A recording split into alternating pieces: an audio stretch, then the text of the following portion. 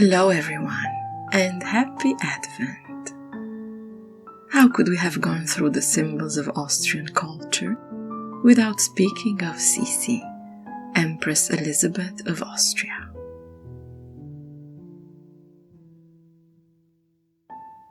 One of the most talked about consorts in history, and probably one of the most misunderstood, since so many legends have taken over reality. Seeing she was a 19th century icon, we have many more documents attesting to her life story, and even so, the storylines don't often coincide. I wanted to get both the fairy tale and the facts, so I chose two very different books on the subject.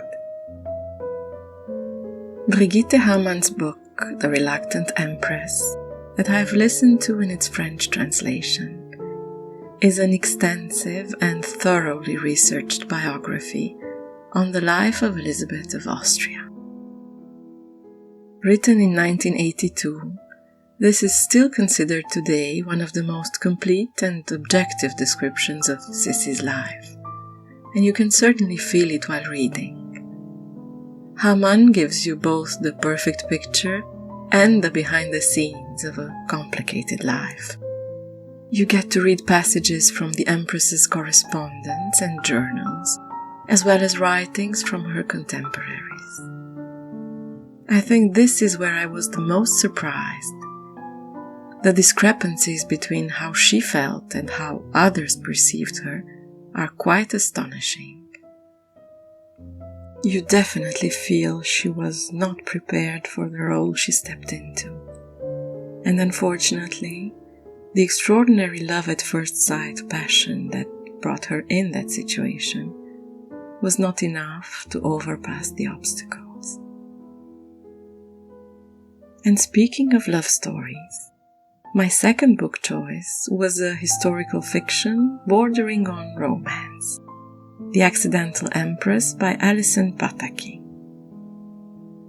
This is a light read of historical inspiration, heavily focused on the first encounter between Elisabeth and her cousin, the young Emperor Franz Joseph, and their unexpected passion, as well as the radical change in their relationship once married. We all know how things ended. If you do not, then I suggest Brigitte Hamann's book first. But if you're looking for a quick read and a simplified version of a complex situation, this can be an entertaining choice. I can also imagine this being the starting point for sparking an interest in history in a young reader, since a well-told love story is always a good incentive. As for me, I went looking for the splendors of the empire in Vienna, the ones that should have been enough to make young Sissi proud of sitting on that throne, at the Kunsthistorisches Museum. Often referred to as the Museum of Fine Arts, this is one of the most important museums in the world, built between 1871 and 1891. As a commission from Emperor Franz Joseph to house the formidable art collection that the Hapsburgs had gathered.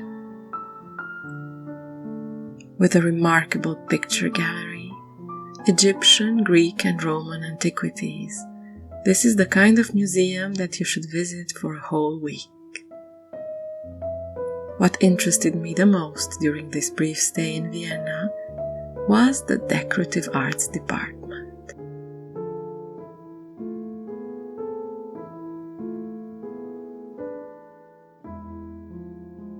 Objects made to be used or admired reflect many times a more faithful image of the idea of beauty that people had in each era.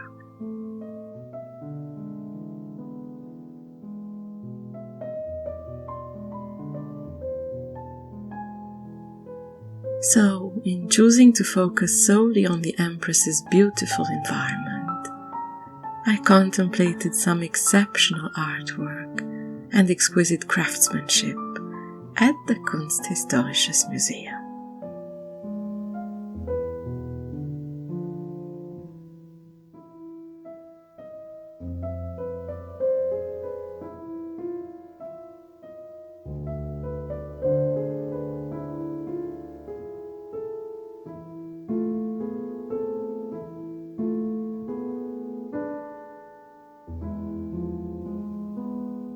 Until tomorrow, enjoy your reading, be it historical or fictional, light or lost in thought.